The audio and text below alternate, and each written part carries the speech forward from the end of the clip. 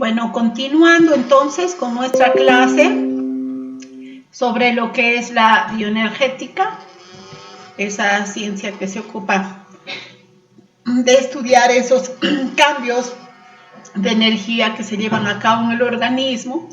Es importante indicar que a nivel de lo que es el metabolismo, por ejemplo, la glucosa en el primer paso de la vía glucolítica, por las sinasas, que son las enzimas que en realidad llevan a cabo esos procesos de fosforilación, se generan esas moléculas, en este caso altamente energéticas, que se conocen con el nombre de fosfógenos, es decir, moléculas que son intermediarios de vías metabólicas y que tienen esa propiedad de contener bastante energía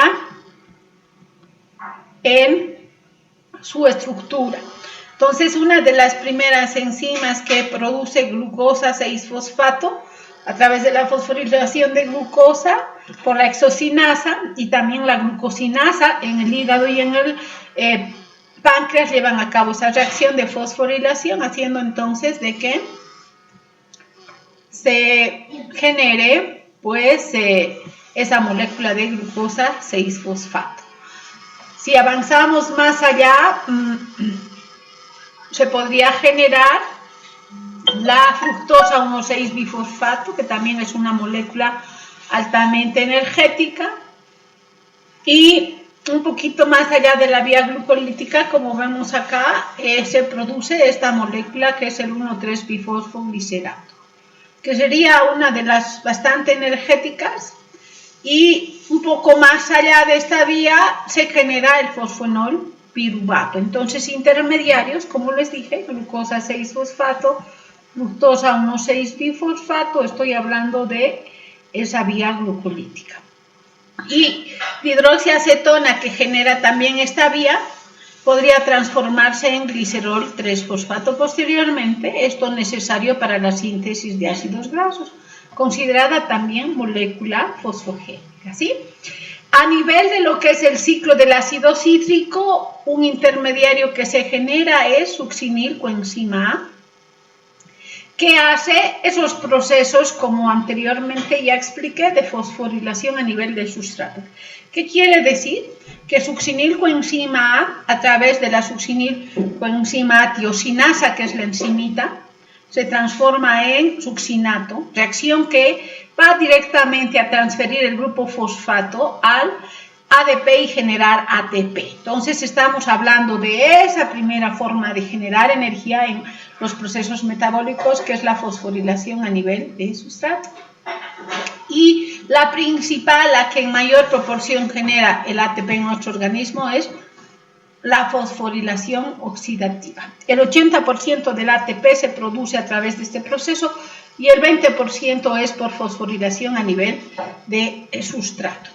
¿Qué es lo que participa en este proceso conocido como fosforilación oxidativa? La cadena respiratoria, y es ahí que ese proceso de transferencia de hidrogeniones y además de electrones a nivel de los diversos complejos genera esa fuerza, esa diferencia de potencial y en este caso de hidrógenos, que después va a activar una enzima que es la ATP sintasa y generar ATP. A ese proceso se conoce como fosforilación oxidativa. Entonces dije, el 80% del ATP se produce a través de este proceso y el 20% a través de esas moléculas fosfogénicas que son altamente energéticas. Por ejemplo, a nivel de músculo, tanto músculo cardíaco, músculo esquelético, en este caso, ¿no? Tienen esta proteína que almacena fosfatos, que es la creatina. Muchas veces ustedes han escuchado que los deportistas consumen esta proteína, la creatina. ¿Por qué? Porque tiene esa propiedad de almacenar grupos fosfato a nivel muscular. Y la enzimita que fosforila la creatina es la creatinsinasa. Creatinfosfoquinasa CPK, que nos sirve inclusive como marcador esta enzima de infarto de miocardio, la fracción MB, ¿no? Entonces, esta enzima tiene la propiedad de fosforilar esta proteína y transformar en creatina fosfato. Y cuando hay hipoxemias o infartos de miocardio, pues esto se activa más, porque yo necesito producir energía. No funciona la cadena respiratoria porque no hay oxígeno. Y la manera de generar energía es a través de esa proteína, que es la creatina fosfato, que va a ser la que a través de esa creatina fosfoquinasa, porque hace las dos reacciones, fosforila y desfosforila, libera fosfatos y produce energía.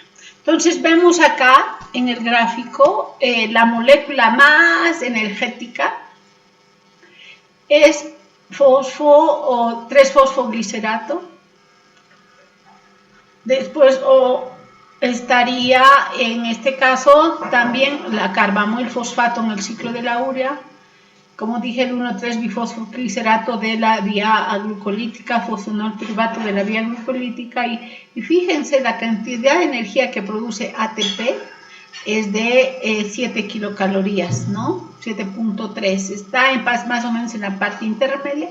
Todo lo que está en la parte superior produce más energía que el ATP, y todo lo que vemos como glicerol 3-fosfato, como glucosa 6-fosfato, como fructosa 1,6-bifosfato, etc. Esas moléculas tienen menor contenido energético, pero sí la tienen, por eso se conocen como moléculas fosfogénicas, ¿sí? Entonces, ese fosfato, a través del proceso de fosforilación oxidativa, ¿en qué transforma el ADP? ADP más fosfato va a generar ATP. Por dos procesos importantes, fosforilación a nivel de sustrato y la otra es fosforilación oxidativa. Bueno, dijimos que cuando una molécula se cataboliza, esa energía química que ha concentrado, porque ¿de dónde viene la glucosa? De los alimentos, ¿verdad? Tenemos nosotros también la capacidad de producir glucosa en caso de que no tengamos. Puede el organismo generar por gluconeogénesis y sintetizar la glucosa para esos tejidos netamente glucodependientes, pero principalmente viene de los alimentos que son los almidones, los que tienen alto contenido porque es un polisacárido de glucosa, ¿verdad? Entonces, estos almidones ya en el intestino se degradan, generan monosacáridos, en este caso glucosas, varias unidades, se absorbe, entra al organismo a ese proceso central, que no solamente metaboliza la glucosa, esta vía, la glucólisis, sino también puede catabolizar otros monosacáridos como galactosa, como manosa. Y en esos procesos catabólicos oxidativos, pues genera esta coenzima reducida, produce fosforilación directamente a nivel de sustrato, ATP, cuando transforma el 1,3-bifosfoglicerato en 3-fosfoglicerato, y cuando fosfonolpiruvato se transforma en piruvato, en este caso en la última reacción por la piruvatosinasa, eso va a producir directamente ATP. Entonces la vía glucolítica en sí ya produce ATP directamente, pero esa cantidad de ATP que produce no es mucha. La principal forma de generar el ATP, como vemos acá, es a través de la fosforilación oxidativa. Entonces, ¿qué pasa con ese piruvato de 3 carbonos que genera la glucólisis al degradar la glucosa? En realidad está generando 2 piruvatos. Lo mismo, ácido pirúvico, que después por una piruvato descarboxilasa va a producir esta molécula de 2 carbonos que es acetilcoenzima. Esta reacción es una reacción de descarboxilación oxidativa. ¿Por qué decimos descarboxilación? Porque se está generando CO2 y además en ese proceso óxido reductivo que genera esta reacción produce NADH, esta coenzima reducida. ¿Qué está recibiendo NAD oxidado de esas reacciones? Hidrógenos y transformándose en esa coenzima NADH, es decir, nicotinamina adenin dinucleótido reducido. Esta coenzima que se ha generado en los procesos oxidativos de la vía glucolítica, la descarboxilación de piruvato acetilcoenzima, y cuando esta molécula entra al ciclo de Krebs, pues realiza varios procesos también de oxidación, Y, por ejemplo, isocitrato se transforma en alfa-cetoglutarato en succinilcoenzima A, malato en oxalacetato, y en esas tres reacciones que acabo de mencionar actúan las deshidrogenasas, y toda deshidrogenasa que está haciendo un proceso de oxidorreducción que utiliza coenzimas como moléculas que colaboren en esos procesos enzimáticos, y esto que va a generar NADH. Y cuando succinato pasa a fumarato también se genera FAT, donde en el ciclo de Krebs. Entonces vemos que los procesos oxidativos de catabolismo de la glucosa que está generando coenzimas reducidas, NADH, genera FAT también en el ciclo de Krebs y NADH, 3 moléculas de NADH en el ciclo de Krebs. Por cada vuelta de una molécula de ácido pirúvico, son 2 vueltas las que da la glucosa porque genera 2 piruvatos, ¿ya? Y un solo ATP a nivel de sustrato produce en el ciclo de Krebs. En cambio, en la vía glucolítica, el número de ATPs que genera a nivel de sustrato son 2. Y en el ciclo de Krebs, por cada vuelta, un ATP, pero como da 2 vueltas, serían también 2 ATPs, 3 NAT en cada vuelta son 6 NAT, un FAT en cada vuelta, por tanto, como son 2 vueltas, son 2 FAT.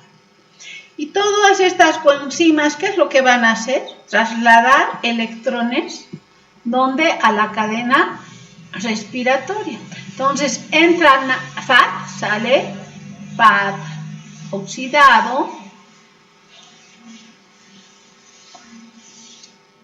entra la cadena respiratoria NAD y ¿qué sale? NAD oxidado. Una de las funciones de la cadena respiratoria es esta, oxidar las coenzimas para que sigan entrando a esos procesos oxidativos en el ciclo de Krebs. Y al entregar los electrones NAD al primer complejo, pues a través de una serie de componentes que luego vamos a explicar, estos electrones son transferidos. Y finalmente el que va a recibir en este proceso esos electrones transferidos en estos componentes de la cadena va a ser el oxígeno. Y este proceso va a recibir agua. Entonces, eso está haciendo que el componente último, que es el 4, quede oxidado para continuar recibiendo electrones y que siga ese flujo de electrones, ¿ya?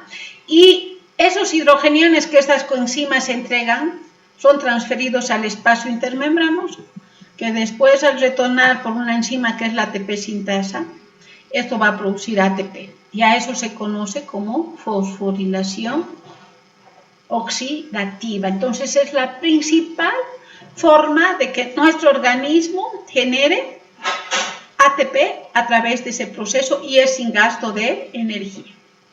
¿Qué es importante para todo este proceso catabólico de la glucosa? El oxígeno. ¿Por qué el oxígeno? Porque este va a ser el agente oxidante que va a permitir esos procesos oxidativos y que continúe este proceso de glucólisis, de ciclo de Krebs y de la cadena respiratoria, que en conjunto a todo esto se conoce como respiración celular. No respiramos, nuestras células mueren, porque la respiración celular, ¿qué está generando? Esta moneda energética, el ATP, ¿ya? Bueno, ¿qué componentes tiene la cadena respiratoria? Tiene 4 componentes. En este caso, el complejo 1, vemos ahí. Tenemos el complejo 3.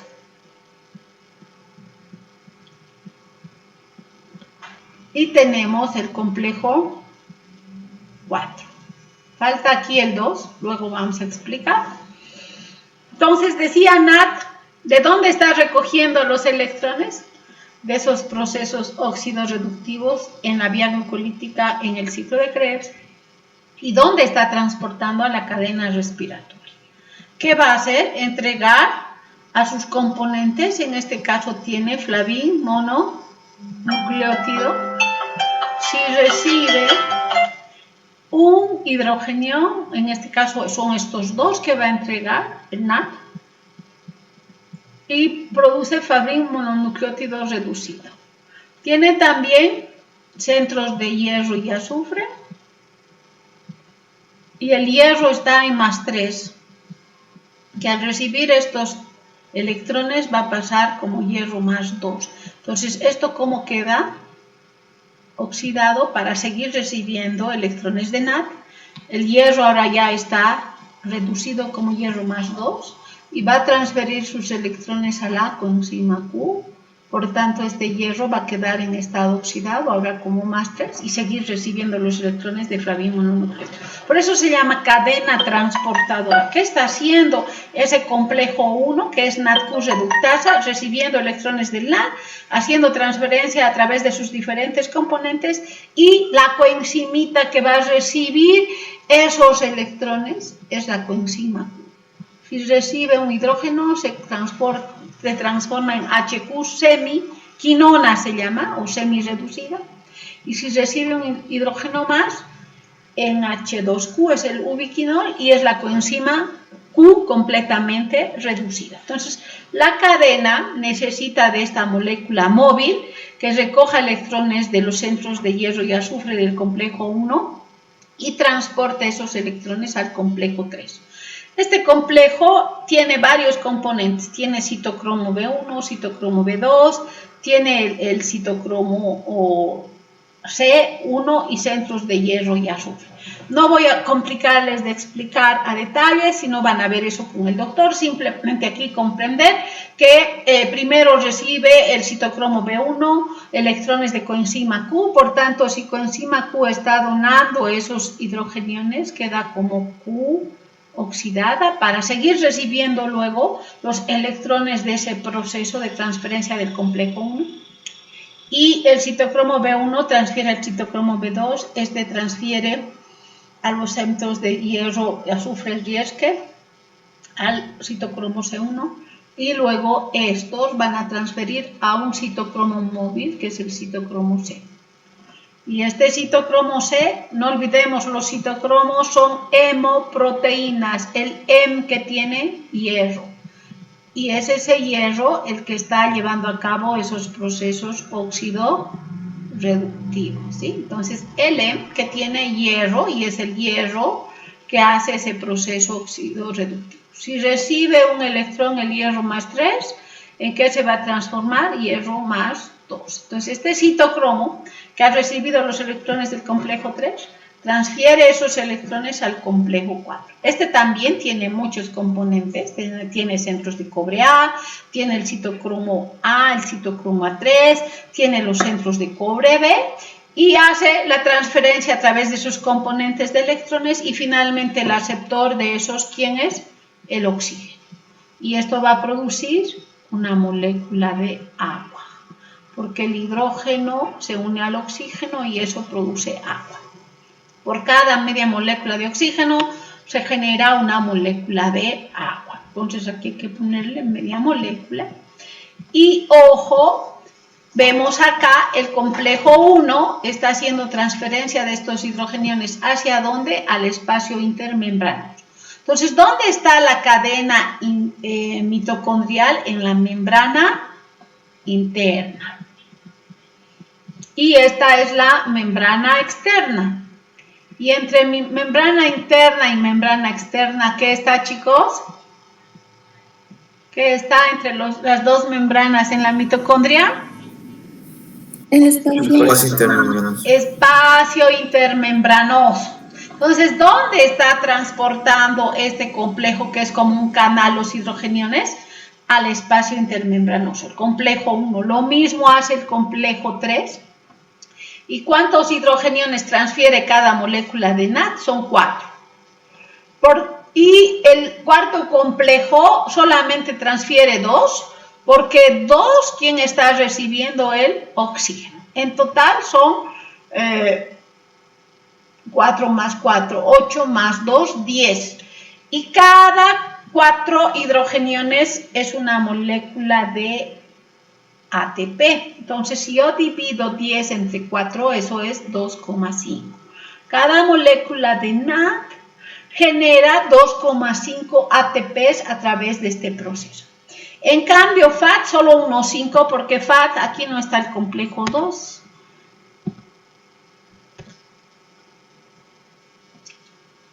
En el caso de FAT,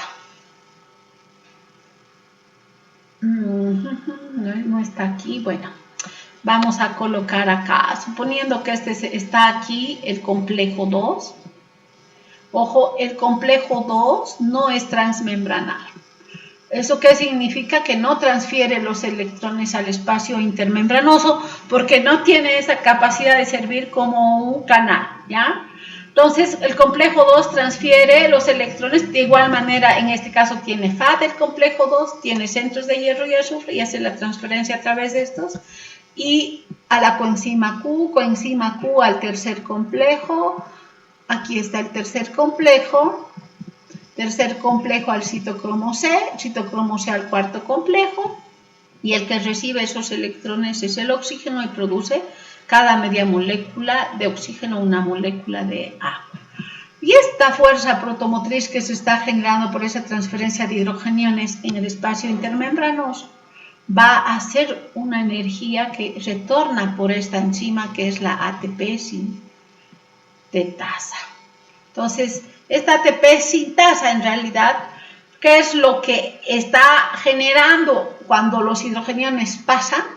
Un movimiento, es como que un rodamiento que va a empezar a hacer girar esta estructura, que es la F1, en cambio esta es la F0, y en la estructura F1, la subunidad beta tiene la capacidad de fosforilar el ADP con fósforo inorgánico y generar ATP. Pregunto, ¿a este proceso con qué nombre se conoce, chicos? ¿Ah? Fosforilación oxidativa. Esa es la fosforilación oxidativa, pero debemos comprender que los electrones, esas coenzimas están trasladando ¿de dónde? De diferentes vías, de la beta-oxidación, de la vía glucolítica, de la oxidación de ácidos grasos. Finalmente, estas moléculas donde ingresan a oxidarse completamente, porque acetilcoenzima produce la degradación de glucosa, produce la degradación de aminoácidos, produce la degradación de ácidos grasos. ¿Y dónde entra esa molécula central del metabolismo a oxidarse? Al ciclo de Krebs. Esos procesos oxidativos en la beta-oxidación que están generando NAD, FAT. En el ciclo de Krebs, esa acetilcoenzima que se genera de la degradación de ácidos grasos que está produciendo NAD y FAT. Y todo esto, ¿dónde está transportando esos electrones? A la cadena para producir ATP por ese proceso que acabamos de mencionar, que es la fosforilación oxidativa. Entonces es un proceso que no gasta energía. En cambio, el proceso de fosforilación a nivel de sustrato que acá hemos mencionado, cuando estas moléculas reaccionan y se transforman en sustratos y eso genera ATP, sí, eso está haciendo un gasto energético, ¿ya? En cambio, este proceso de fosforilación oxidativa no gasta energía y eso es lo bueno. Ojo, esta energía, ese ATP que se ha generado durante el catabolismo, pues sirve. Hemos visto hace rato, se generaba dióxido de carbono en estos procesos, se genera agua. El dióxido de carbono lo he anotado, creo que en estas reacciones aquí está, ¿no? Entonces vamos a ver que va a haber dióxido de carbono, aquí también sale dos dióxidos de carbono por cada vuelta de acetilcoenzima. Entonces aquí son 2, uno acá son 3, eso corresponde a una molécula de piruvato, pero la glucosa tiene 6, entonces como se generan 2 moléculas de piruvato son 6 dióxidos de carbono que salen en el catabolismo de una molécula de glucosa cuando se cataboliza completamente. Y ahí está ese dióxido de carbono. Hemos visto que el oxígeno con el hidrógeno cuando se unen, ¿qué producen? Agua. Y en algunas reacciones metabólicas hay consumo de agua, actúa como sustrato. En algunos casos se genera como producto el agua.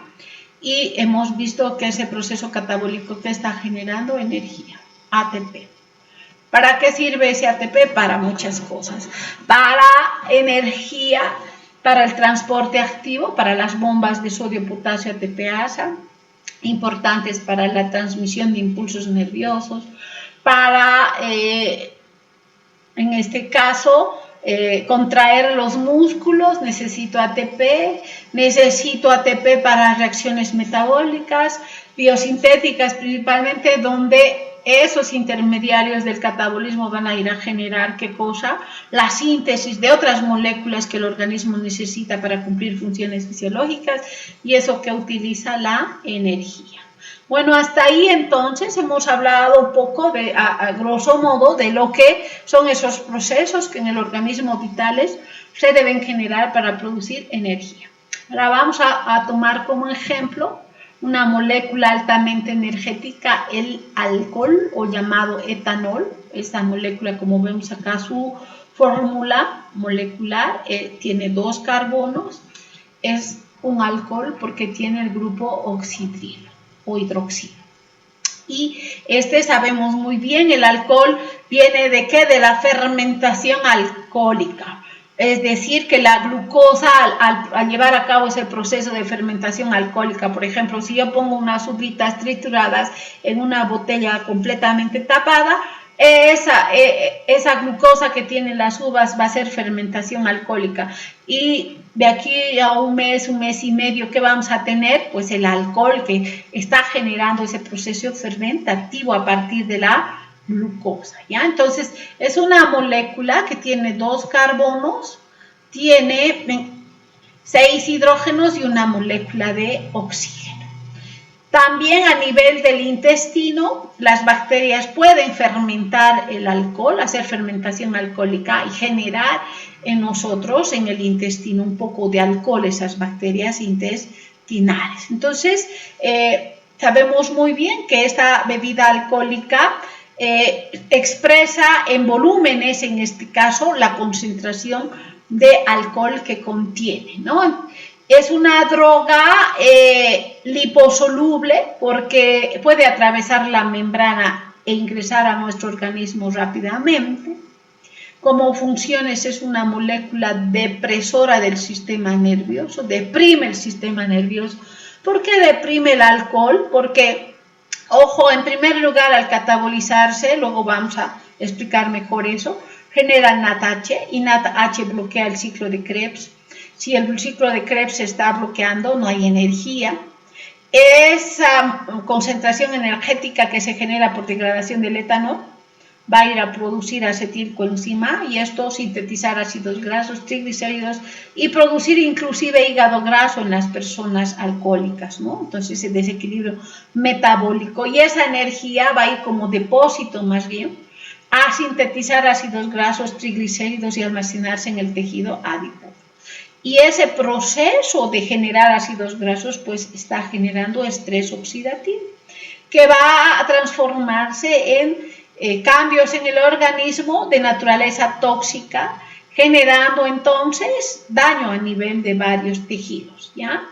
¿Cuánto de energía esa molécula altamente energética genera? 1 gramo de alcohol produce 7 kilocalorías. 1 gramo de azúcar o de glucosa produce 4 kilocalorías. 1 gramo de proteínas de igual manera produce 4 kilocalorías. En cambio, 1 gramo de grasa produce 9 kilocalorías. Son moléculas altamente energéticas y ese alcohol, la glucosa tiene 6 carbonos, ¿no es cierto? En cambio, este etanol tiene solamente 2 carbonos, pero produce esa cantidad bastante grande, que es 7 kilocalorías de energía o 29,4 kilojoules por gramo. Entonces es una molécula muy energética, pero esa energía que se genera es banal, porque repito, no va a ir a generar esa energía útil que es el ATP, sino más bien va a ir a generar la producción de otras moléculas, puede ir a producir cuerpos cetónicos, puede ir a producir ácidos grasos, incrementar la concentración de colesterol, etcétera, que después esto va a ir a producir problemas de daño en el endotelio, aterosclerosis y inclusive la predisposición a infartos, ¿ya? Entonces, decía, este combustible pues no va a desplazar la utilización de otros sustratos energéticos y va a ser el que va a ir a generar todos esos procesos, pero no generando una energía útil como desearíamos en el organismo, ¿sí? Como ejemplo, les puse aquí la concentración de algunas bebidas alcohólicas. La cerveza, por ejemplo, tiene de 4 a 6, aunque esto es variable. En Bélgica hay cervezas que tienen 12 grados alcohólicos, otras tienen 8, 9, entonces, pero acá en Bolivia nuestras cervezas generalmente están en 4 a 6%. Si hacemos una relación, una botella de cerveza que aproximadamente tiene medio litro, contiene más o menos 16 gramos de etanol, ¿ya? Una botella de vino, la botella de vino está más o menos a 750 ml, que corresponde a 0,7 litros aproximadamente, 12% de volumen.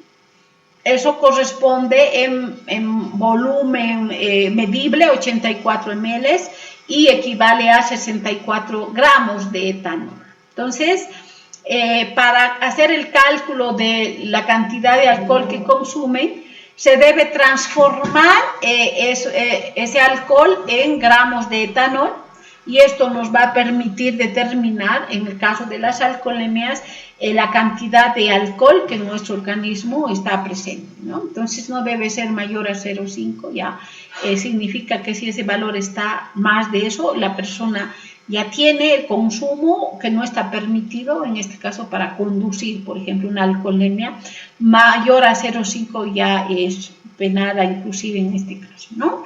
Entonces, 2 gramos de alcohol, ¿cómo vamos a calcular? Haciendo de que el grado alcohólico multipliquemos por este factor de 0,8 y eso por el volumen energético, y todo esto dividamos entre 100. Entonces, hay factores de corrección para la tasa de alcoholemia que también se puede considerar, en este caso, tomando la cantidad de alcohol ingerido en gramos, ya sabemos cómo se calcula, eso multiplicar por el peso y por un factor de corrección. En el caso de los hombres, ¿cuál es ese factor de corrección? 0,7, y en el caso de las mujeres, el factor de corrección es 0,6. Y de esa manera se puede calcular la cantidad de alcohol que uno tiene en el organismo. Y a eso se conoce como alcoholemia. No olvidemos que ya el alcohol lleva a cabo su metabolismo a nivel del estómago, ya se metaboliza. Es por eso que principalmente cuando consumimos abundante cantidad de etanol, ya esto está generando problemas gástricos, ¿no? Las gastritis. ¿Por qué? Porque el alcohol es una droga generadora de estrés oxidativo. Se absorbe a nivel del intestino, a través del sistema hepático, llega al hígado y pues luego se distribuye a varios tejidos. Principalmente, ¿dónde? Al cerebro, al músculo, y pues ahí genera esos efectos, en muchos casos negativos, sobre todo disminuyendo la producción o el funcionamiento de los neurotransmisores. Porque no olvidemos, si NAD se eleva, bloquea ciclo de Krebs, si bloquea ciclo de Krebs no se genera glutamato. Glutamato es un neurotransmisor. Oxalacetato es precursor de aspartato, que también es un neurotransmisor, y glutamato por descarboxilación genera GABA. Entonces, de esa manera vemos de que el alcohol pues es por ello que genera esa depresión a nivel del sistema nervioso central. En cuanto a la letalidad que esta droga produce, es más o menos 3,5 por mil, es decir, una concentración de 76 milimolar. Ya les dije principalmente en qué tejido va a ir a metabolizarse, si bien al ingreso ya en el estómago se metaboliza un bajo porcentaje, pero sí hay metabolismo. Principalmente el tejido que usa para su proceso metabólico es el hígado.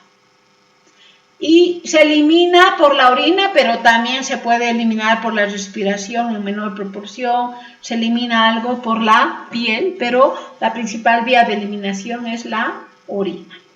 Entonces, el 95% del etanol se metaboliza en el hígado y el resto, el 5%, es eliminado a través de los pulmones, a través de la orina. También puede haber eliminación a través de la leche materna. ¿Y por qué sentimos ganas de orinar cuando consumimos alcohol? Porque esta droga es diurética, ¿no? Tiene ese efecto. Entonces, el alcohol ingresa a través de las bebidas alcohólicas. Ya les decía, en el estómago lleva a cabo un proceso de catabolización, se absorbe a nivel del intestino, a través del sistema porta hacia el hígado, se distribuye en la sangre y llega a diferentes tejidos, y en este caso puede llegar al cerebro, que es uno de los tejidos blancos del etanol. ¿Ya? Cómo se absorbe a través del intestino es por difusión, ya que esto difunde y atraviesa la membrana por ser liposoluble. ¿Qué vías de eliminación tiene? Se metaboliza, dijimos, en el hígado, transformándose en acetilcoenzima A, y esta molécula puede ingresar al ciclo de Krebs, pero principalmente va a ir a producir ácidos grasos. Esos incrementan la producción de triglicéridos, de colesterol, puede ir a producir cuerpos cetónicos. También dijimos, se elimina a través de los riñones por filtración y a través de la vejiga, la orina, ¿no es cierto? Puede también, en este caso, una parte muy poquita ser eliminada, inclusive a través de, como les decía, ¿no? de la piel, a través de la respiración, ¿no? Entonces vemos ahí, dependiendo de la concentración de alcohol que tengamos en el organismo, si es menos de 0,5 gramos, hay euforia, disminuyen los reflejos. Si está entre 0,5 a 0,8, la persona se vuelve más impulsiva, ¿no es cierto? Es precisamente por el efecto de las concentraciones de alcohol que tiene esa persona. Si está entre 0,8 a 1,2 gramos, ya produce descoordinación, adormecimientos, porque el efecto principalmente está ligado al sistema nervioso a nivel de los neurotransmisores. 1,2 a 1,5 ya pierde prácticamente la conciencia, su embriaguez se nota bastante profundamente. Y si está entre 1,5 a 2, ya le viene confusión, desorientación, pérdida de conocimiento, ¿no? 2 a 5 gramos hay estupor, inconsciencia, de 3 a 4 pueden entrar en coma, dificultad a nivel cardíaco y a nivel respiratorio, y si se encuentra en una concentración más de 4 gramos, este efecto alcohólico lleva inclusive a la muerte. Bueno, ¿cómo se elimina? Ya hemos dicho, a través del metabolismo en el hígado, el 98%, y a través de la orina mediante el sistema renal, y los pulmones más o menos el 2% sería. ¿Qué enzimas llevan a cabo ese proceso degradativo del etanol? La alcohol deshidrogenasa, que es la principal enzima que a nivel hepático actúa, llevando a cabo ese proceso de deshidrogenación del etanol, transformando en acetaldehído, y la enzimita que se ocupa de hacer esto es la alcohol deshidrogenasa.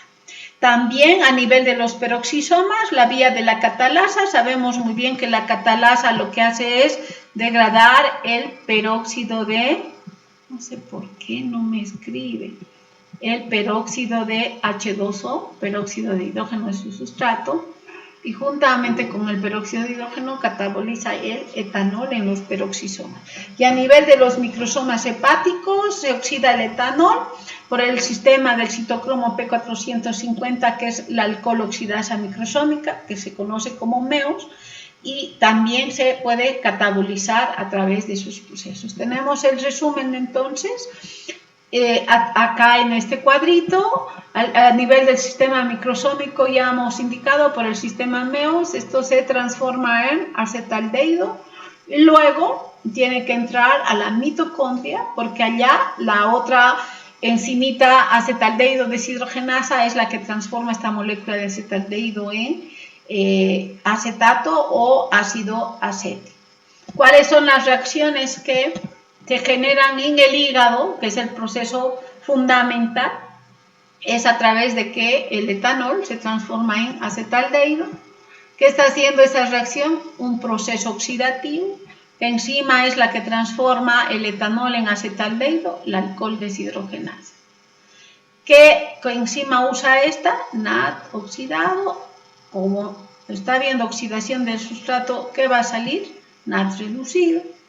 Lo mismo cuando acetaldehído pasa a acetato, pues esta reacción es catalizada por la acetaldehído deshidrogenasa. Nuevamente esta enzima que necesita NAD oxidado, que sale de la reacción NAD reducido. Entonces podemos ver que cuando el alcohol se cataboliza está incrementando las concentraciones de NAD, una molécula ya ácida. Y cuando el acetato se une a la coenzima A, produce acetilcoenzima A. Esta molécula de acetilcoenzima A pues entra al ciclo de Krebs, pero en este caso principalmente esta ingresa al ciclo de Krebs y esta va a ir a producir ácidos grasos. Estos ácidos grasos esterificados con el glicerol que producen más glicerol, producen los triglicéridos. Y esto da lugar a lo que es el hígado graso, ¿no? Estos dos componentes entonces son precursores de triglicéridos. Ojo, esto puede ir a sintetizar también el colesterol. Entonces no olvidemos los ácidos grasos que son moléculas ácidas. Eso ya está yendo a generar acidosis metabólica. Y esto va a ir a producir cuerpos cetónicos. Y los cuerpos cetónicos, ¿qué son? También son ácidos.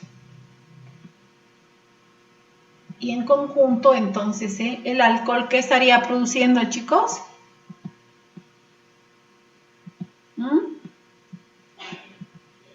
¿Qué produce? Si aumenta la cantidad de moléculas ácidas. ¿Aló? ¿Me escucha? Acidosis. Acidosis metabólica. Está generando un desequilibrio ya en el pH, ¿sí? Entonces, esta es la vía principal del metabolismo del etanol en el hígado.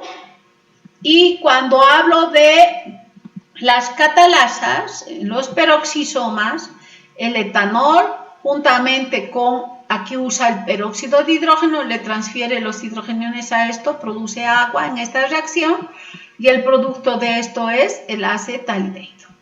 Esto en el citosol y después pasa a la mitocondria por alcohol acetaldehído deshidrogenasa en este caso y que está generando esta reacción, nuevamente un proceso oxidativo del acetaldehído y ¿qué produce eso? El ácido acético. ¿Esto a qué nivel? A nivel de las mitocondrias.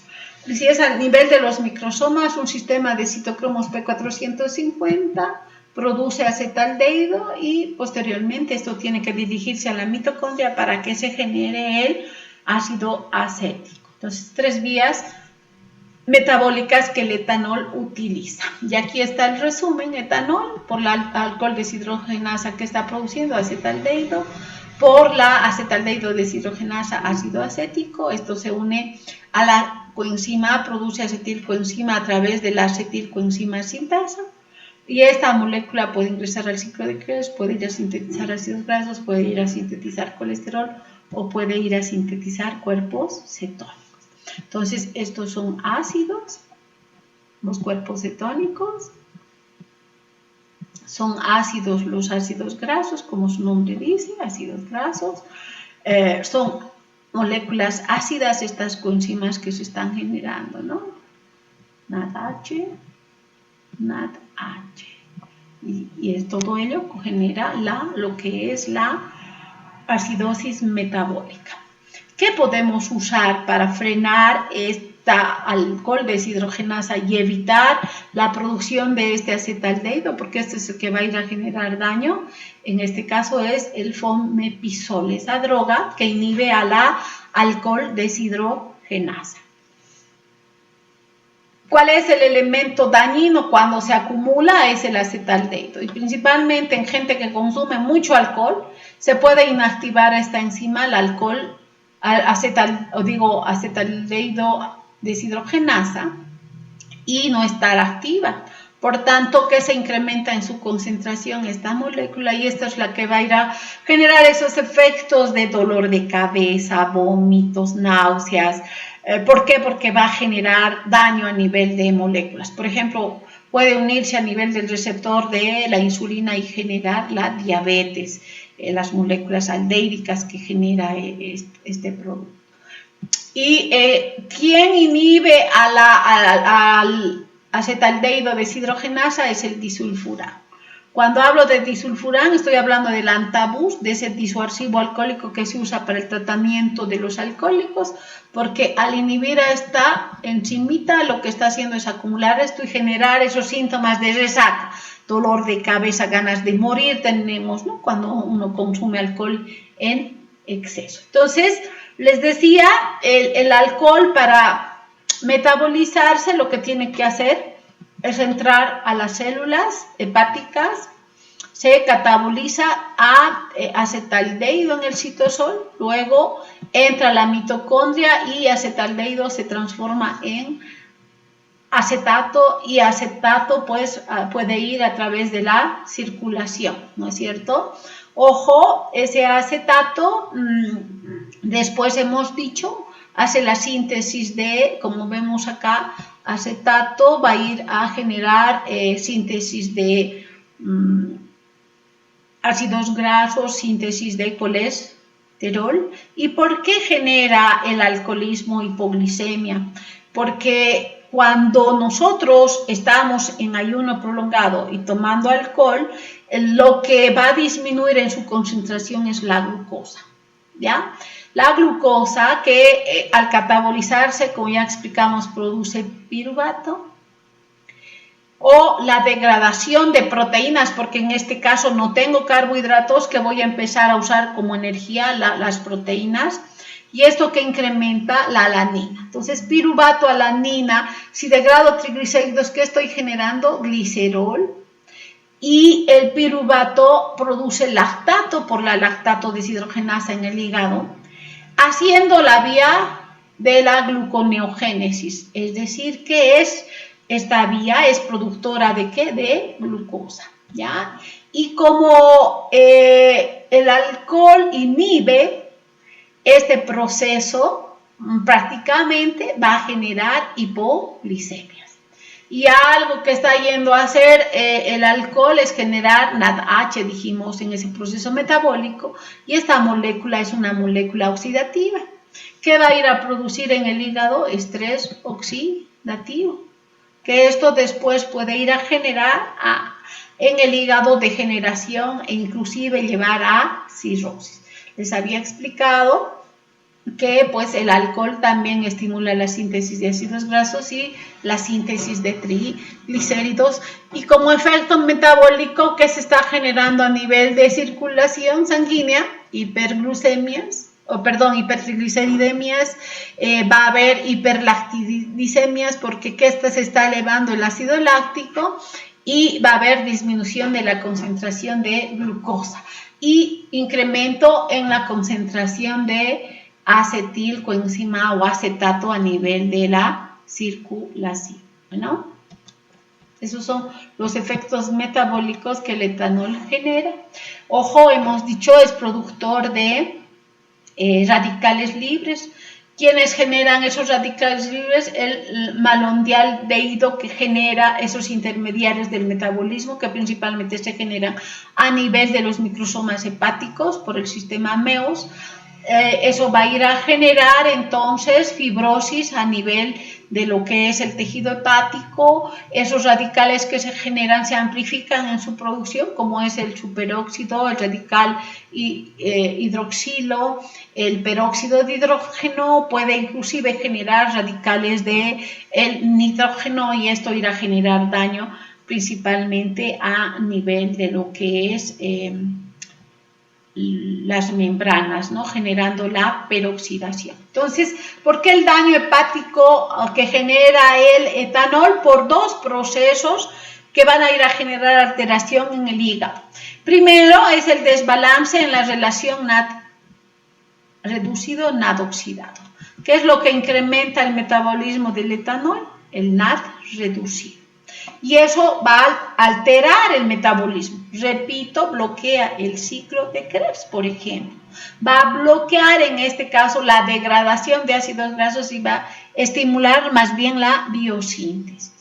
Y el otro efecto dañino que se genera a nivel hepático es el aumento de acetaldehído, ¿sí?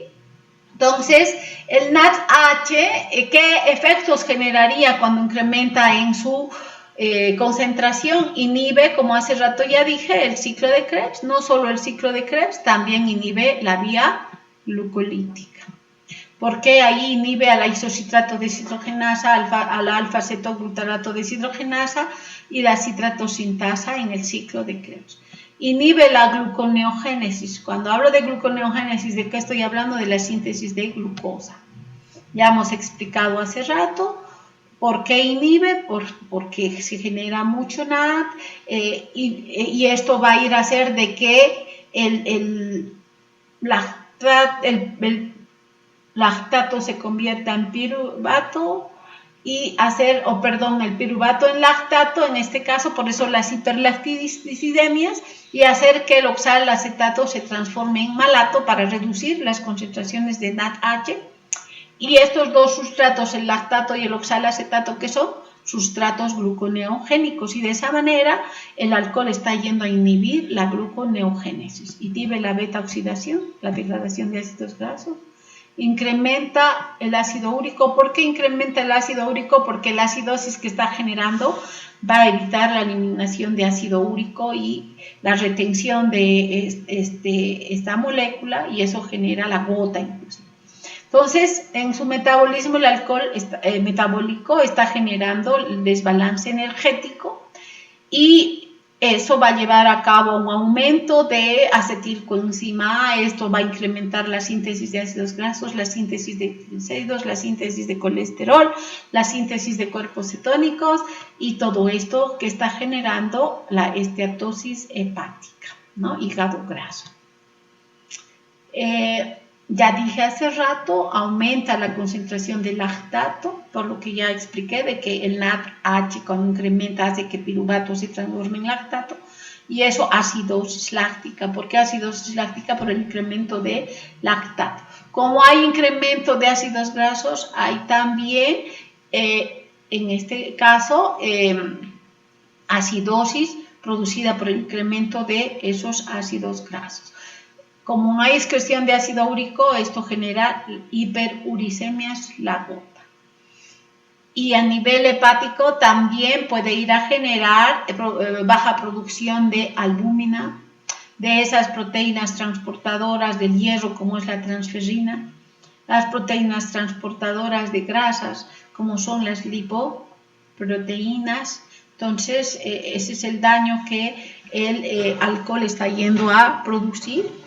Y todo esto, el estrés oxidativo, hace que se reduzca la síntesis de proteínas, la exportación de proteínas y también la secreción de la VLD. ¿Qué hace la VLD? Saca colesterol, saca triglicéridos del hígado, lleva a los tejidos. Ojo, también puede llevar a una malnutrición. ¿Por qué? Porque produce principalmente daño a nivel digestivo, haciendo de que esto genere una mala absorción tanto de nutrientes como de vitaminas, ¿sí? A nivel inmunológico también altera el sistema inmune, disminuye y por tanto genera una mayor susceptibilidad a las infecciones. Ya hemos dicho, hay síndrome de mala absorción en el etanol, y esto va a generar deficiencias nutricionales. También se genera estrés oxidativo y va a generar una disfunción a nivel de neutrófilos, que son esas células fagocíticas que nos defienden de los elementos o microorganismos extraños. Es también cancerígeno. ¿Por qué? Porque produce estrés oxidativo. Y a nivel de músculo puede generar miopatías. Y a nivel del sistema nervioso ya hemos hablado como depresor del sistema nervioso, ¿ya? Generando neuropatías, adormecimientos a nivel de los centros cerebrales y todo esto un desarreglo a nivel del sistema nervioso central. Ojo, el alcohol, ya hemos explicado, por el sistema MEO se cataboliza mediante el citocromo P450. Entonces, el etanol va a estimular este sistema enzimático de citocromos P450, que es un sistema que está encargado de hidroxilar fármacos para facilitar su eliminación. Entonces, vemos ahí de que si este sistema se activa, está acelerando la eliminación de fármacos en el organismo. Es por eso que en muchos casos no se debe consumir, principalmente con algunos medicamentos, el etanol por este efecto de activar a los citocromos P450. Ojo, también disminuye la actividad del glutatión, y si eso genera, pues no tengo glutatión que vaya a defenderme del estrés oxidativo, esto va a ir a producir los radicales, la explosión de los radicales libres, y esto irá a generar hidroxilación a nivel de la membrana en los fosfolípidos, es decir, estoy hablando de la peroxidación lipídica, generando la fluidez, aumento de la fluidez y el daño en las membranas, ruptura principal. También reduce la coagulación sanguínea, ya hemos indicado, incrementa los triglicéridos y pues esto va a hacer que se genere alteraciones de tipo cardiovascular. Como hay mala absorción, no va a haber absorción de vitaminas. Sabemos muy bien, estos son cofactores enzimáticos de muchas enzimas, ¿no? Y sobre todo el almacenamiento por el metabolismo que lleva a cabo y el estrés oxidativo que está generando puede ir a generar fibrosis, inclusive cirrosis a nivel de lo que es el daño hepático, ¿no? Entonces, en conclusión, dos mecanismos que hacen el daño es el metabolismo del etanol por la producción de acetaldehído y lo otro sería a través de los productos que este genera, haciendo de que en su metabolismo pues esos elementos generen principalmente daño a nivel del sistema nervioso central. Entonces, la resaca se caracteriza por ese dolor de cabeza, esas náuseas, dolor estomacal, precisamente ¿por qué? Porque hay deshidratación. ¿Esto por qué? Porque activa en realidad o inhibe a la hormona antidiurética, ¿no? Y esta es la que se encarga de la reabsorción de agua a nivel renal. Produce náuseas, dolor estomacal, porque ya dije, hay metabolismo a ese nivel y esto está generando estrés oxidativo. Hay aumento de ácidos gástricos, aumento de secreción de los productos pancreáticos, intestinales y esogastritis, ¿no? A nivel de lo que es el sistema nervioso, hay cefaleas principalmente por la deshidratación que se genera a nivel de las meninges.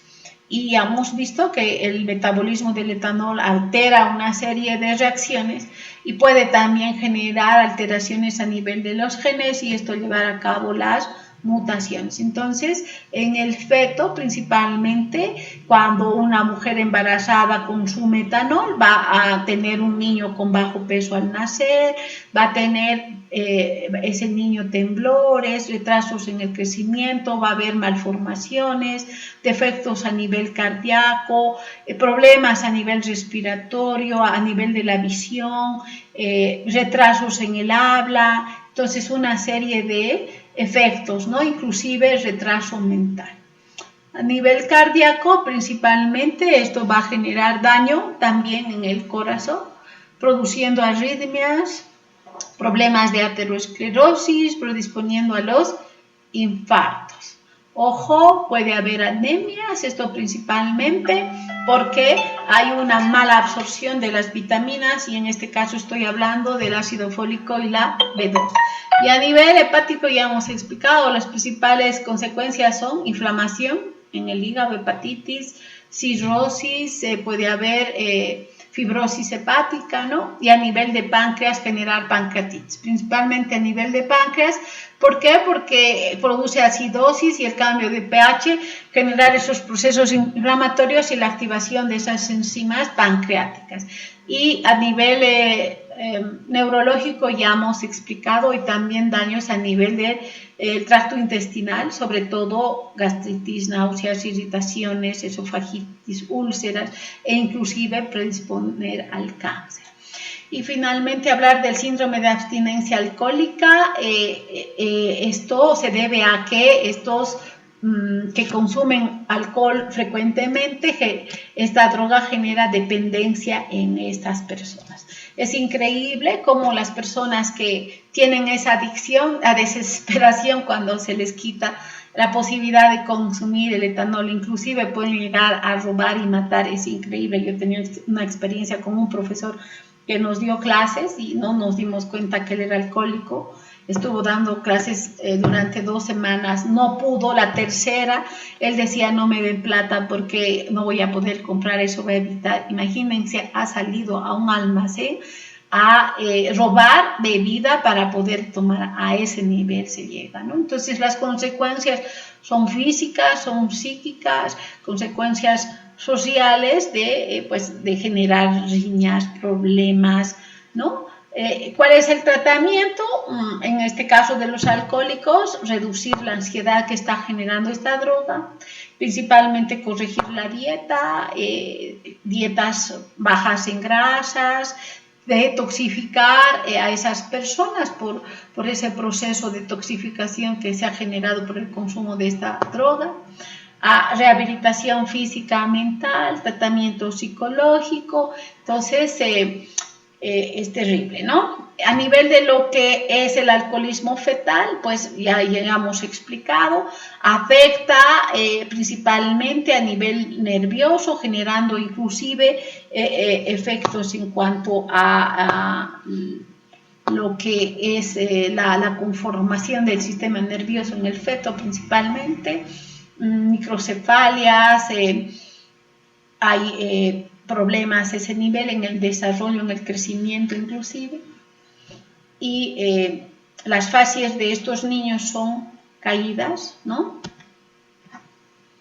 Y si hay un uso crónico del etanol, pues el daño es mayor, principalmente a nivel hepático, generando esteatosis, cirrosis y hiperlipidemias que van a llevar inclusive a problemas cardiovasculares, infartos y la muerte.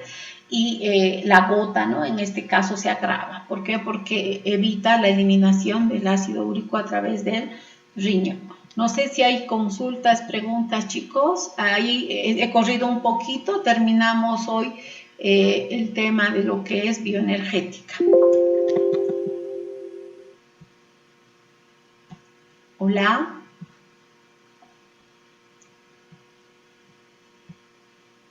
Hola, hola, ¿me escuchan? Sí, doctor. No sé si hay alguna consulta, alguna pregunta.